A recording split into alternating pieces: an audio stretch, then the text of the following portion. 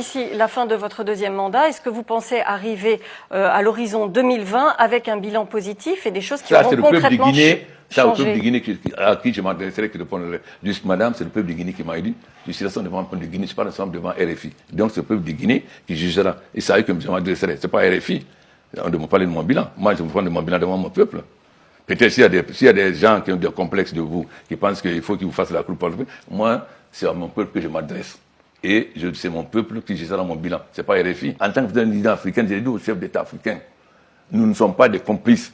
Nous ne sommes pas un syndicat de chefs d'État. Nous devons dire les 4 vérités. Je l'ai dit publiquement à l'Union africaine, tout le monde a entendu. Mais ça ne vous intéresse pas. Non, mais si, vous avez dit aussi... Ce qui vous intéresse, c'est venir en Guinée avec des idées arrêtées. Non. Quand vous dites que la Guinée n'a pas... Mais madame, je suis choqué de vous entendre dire que la Guinée n'a pas émergé. J'ai bien entendu, monsieur le Président. J'ai bien entendu. Je suis choqué. Non, je suis choqué. C'est de cette désinformation de l'histoire de la Guinée. Vous aviez dit la Guinée n'a pas décollé, alors que... Monsieur le Président... Quel était notre PIB? Demandez au Fonds monétaire. La Banque monétaire, le Fonds monétaire est là. Quel était notre PIB en 2011? Quel est notre PIB maintenant? Madame, ou bien vous vous informez ou vous venez avec des idées arrêtées pour aller... Est-ce que ce n'est pas la peine de venir en Guinée? Vous restez en France et vous le dites. Vous dites après qu'il n'a pas décollé. Vous venez en Guinée, vous ne savez rien. Quand en 2000, ceux qui sont venus ici en 2011, il y avait combien d'hôtels? Et s'ils pouvaient dormir? Il n'y avait que le nouveau hôtel. Aujourd'hui, il y a combien d'hôtels? Vous êtes très contente d'être au Millennium, d'être au Sheraton, d'être au Palm Hotel ou bien d'être à Kaloum. Si vous venez en 2011, il y avait ça. Vous, dans la Guinée, n'a pas bougé, il y avait ça. Aujourd'hui, vous êtes très content d'avoir des hôtels où vous pouvez dormir comme à Paris. Et vous venez me dire la Guinée n'a pas décollé. Mais non, madame. Si vous êtes venu avec des idées, vous êtes venu avec des idées arrêtées, alors partez avec vos idées arrêtées.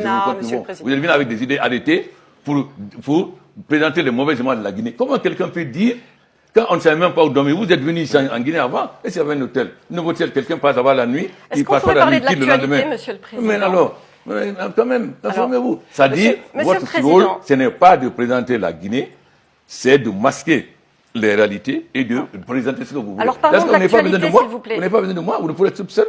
Vous ne rêvez pas, c'est bien un chef d'État africain qui parle.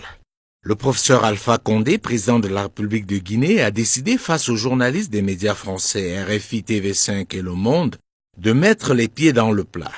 Cette interview passée inaperçue pour certains marquait pourtant le début de la fin d'un vieux complexe entretenu pendant longtemps par certains chefs d'État africains vis-à-vis des médias occidentaux.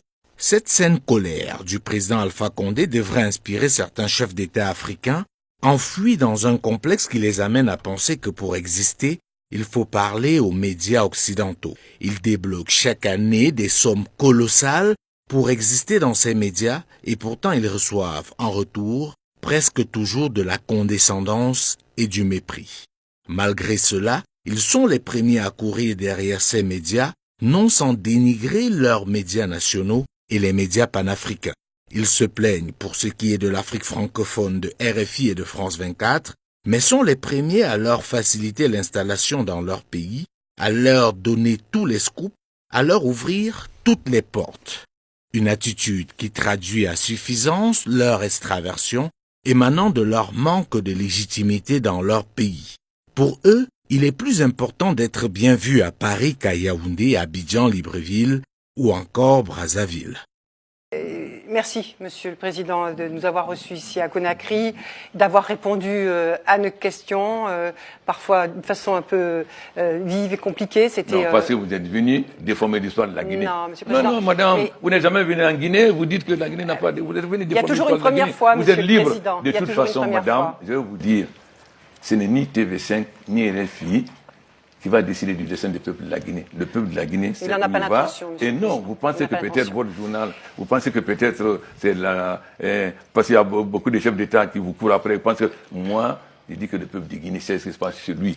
Et je n'ai aucun complexe. Je n'ai aucun complexe des journaux français ou américains ou chinois. Si cette posture d'Alpha Condé pouvait être partagée par plus de chefs d'État africains, notamment francophones, ce serait un bon début pour que les médias occidentaux respectent un peu plus les chefs d'État africains et abordent les questions africaines avec moins de légèreté et d'a priori. Malheureusement, nous en sommes encore très loin au regard de la réalité, notamment après des révélations comme celle de ces derniers jours. où on apprend que l'État gabonais a offert 3,5 millions d'euros, soit environ 2,5 milliards de francs CFA, au journal français Libération pour organiser un forum de 2 jours à Libreville. Des scandales comme cela existent dans plusieurs autres pays africains. Car, par complexe, on préfère enrichir les médias occidentaux, les rendre puissants et paradoxalement se plaindre de leur ligne éditoriale sur l'Afrique. Faut donc définitivement briser ce mur de complexe. La guerre aujourd'hui est avant tout une guerre de communication. Ceux qui l'ont compris mettent tout en œuvre pour rendre puissants leurs instruments dans le but de véhiculer leur vision du monde et influencer les autres. Malheureusement, une bonne partie du continent africain continue de tout absorber sans filtre et au lieu de rendre forts leurs médias, les affaiblissent. La question pour terminer, pourquoi ces puissances occidentales et pas seulement mettent autant de moyens pour que leurs médias puissent arroser le continent africain?